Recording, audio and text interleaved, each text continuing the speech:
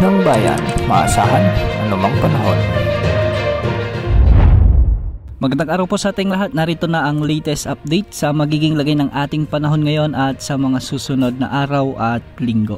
Samantala, para naman sa ating long range forecast ay nagbabadya ang pamumuo ng mga samalang panahon na posibleng maging mga bagyo sa huling bahagi ng Setyembre base sa ipinapakita sa ngayon ng ilang mga weather models gaya ng ECMWF at GFS model. May ipinapakita ring bagyo na posibleng tumawid sa bahagi ng Northern Luzon sa susunod na linggo, ngunit posible pa ang pagbabago sa mga susunod na araw.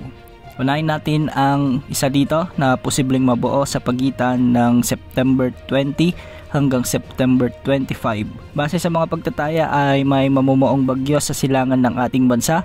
Papasok ito sa ating area of responsibility at kung sakali ay papangalanan itong bagyong Mirasol. Lalapit ito sa bahagi ng Northern Luzon at hindi rin inaalis ang posibilidad na dumaan ito o tumama sa bahagi ng Northern Luzon at magdadala ng masungit na panahon sa susunod na linggo.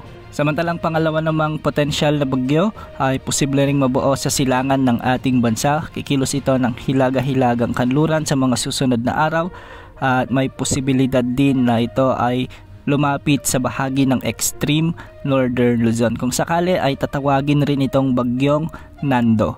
Dahil sa paglapit ng mga bagyong ito, asahan rin na palalakasin muli ng mga bagyong ito ang habagat na magdadala ng malawakang pag-ulan sa ilang bahagi ng ating bansa, lalo na sa kanlurang parte ng ating kapuluan.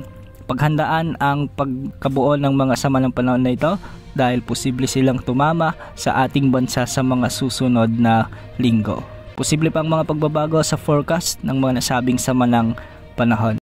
Sa araw na ito, asahan ang maulap na kalangitan na may mga kalat-kalat na pag-ulan at thunderstorms sa Metro Manila, Ilocos Region, Cordillera Administrative Region sa may Cagayan Valley, Central Luzon, Calabarzon, Mimaropa, Western Visayas, kasama na ang Negros Island Region at Camarines Norte.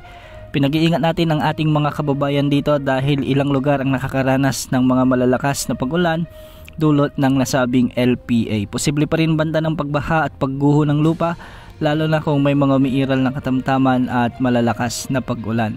Para naman sa nalalabing bahagi ng Luzon, nalalabing bahagi ng Visayas at sa Mindanao ay localized thunderstorms naman ang mga nararanasang mga pag-ulan sa mga oras na ito. Sa ilang lugar, asahan ang bagyang maulap hanggang sa maulap na papawirin na may mga isolated rain showers and thunderstorms. Posible pa rin ang banta ng mga biglaang pagbaha o pagguho ng lupa kung may mga umiiral na severe thunderstorms. Sa kasalukuyan ay walang nakataas na gale warning sa anumang baybaying sakop ng ating bansa, ngunit ang mga pag-alon sa extreme Northern Luzon ay medyo may kalakasan at posibleng umabot hanggang 2.5 meters. Sa nilalabing baybaying sakop ng Luzon ay posibleng mabot hanggang 1.5 meters at sa nalalabing baybaying sakop ng bansa ay posibleng mga pag-alon hanggang 1.2 meters.